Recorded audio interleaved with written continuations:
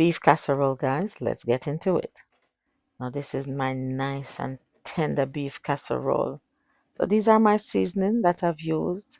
And I've also used one potato and carrots that I've chopped up to put in this recipe.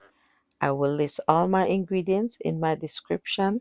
My beef was lightly sauteed, and I've sauteed all my vegetables together, adding the beef and also bit of browning, chicken bouillon, and this was so delicious, guys. I had it with mashed potato, very delicious. So you can check out my description, everything will be in there. This was cooked in my oven and finished off on my stove top.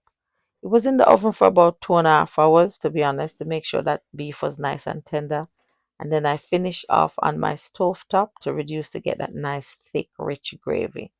So guys, remember to like, share and subscribe for more.